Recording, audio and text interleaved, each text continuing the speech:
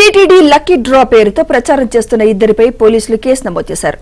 399 రూపాయలు చెల్లిస్తే Fortuner, iPhone, TV, bike అంటూ ప్రవీణ్ క్యాసా, సిద్ధమోని మహేందర్ అనే ఇద్దరు యువకులు వసూళ్లకు పాల్పడ్డారు. ప్రమోషన్ కోసం తిరుమల ఆలయం దగ్గర ప్రచారం చేశారు. దీనిపై సినీ నటి కరాటే కళ్యాణి పంజాగుట్ట పోలీసులకు ఫిర్యాదు చేయడంతో ఇద్దరు యువకులపై పలు సెక్షన్ల కింద కేసు నమోదైంది. భారత్ మాతాకి జై.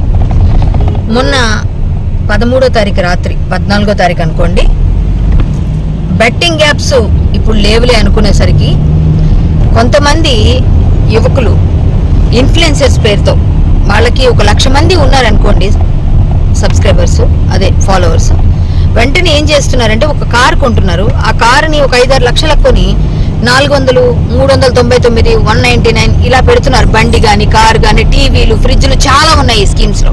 ఇలాంటి ఏంటంటే ఇన్లీగల్ లాటరీ. వీళ్ళకి ఎవరిచ్చారు పర్మిషన్? వితౌట్ పర్మిషన్ ఇట్లాంటివన్నీ చేయడం చాలా చాలా తప్పు, నేరం. ఆర్థిక నేరాలకు పాల్పడుతూ ఒక చిన్న పిల్లాడిని, 15 సంవత్సరాల పిల్లాడిని చూశాను నేను. ఆ పిల్లవాడు 20 రూపాయలకి నేను స్మార్ట్ ఫోన్ ఇస్తాను, 20 రూపీసే, జస్ట్ 20 రూపీస్తో మీరు ఈ స్మార్ట్ ఫోన్ తీసుకోవచ్చు అని చెప్పేసి వాడు చేస్తున్నాను. అంటే వీళ్ళందరినీ చూసి చిన్న చిన్న పిల్లలు కూడా చెబుతున్నారు.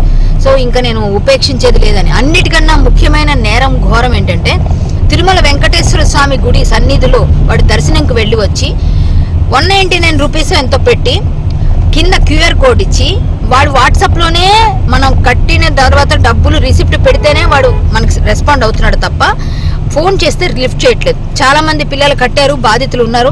ఇలాంటి వాళ్ళు కుప్పలు తెప్పలుగా ఉన్నారు హైదరాబాద్ నగరంలో. ఇక వేరే నగరాలకు పాకక ముందే మనం దీన్ని అడ్డుకట్ట వేయాలని తిరుమల తిరుపతి దేవస్థానంలో దేవదేవుని సన్నిధిలో ఒట్టు పెట్టి, స్వామి పైన వెంకటేశ్వర స్వామి ఒట్టు పెట్టి వాళ్ళు చేశారు. ఇవాళ నాకు విజిలెన్స్ అధికారులు కూడా నేను ఫోన్ చేశాను, ఈవో గారికి చేయండి ఫిర్యాదు అన్నారు. మేము మెయిల్స్ అన్ని చేస్తామన్నాము, ఇంకా లేట్ అవుతుంది ప్రాసెస్ అని. ఇక్కడ నేను పంజాగుట్ట పోలీస్కి, థ్యాంక్స్ టు పంజాగుట్ట పోలీస్, నిజంగా చాలా చాలా వెంటనే రెస్పాండ్ అయ్యి వాడిని పట్టుకోవడానికి.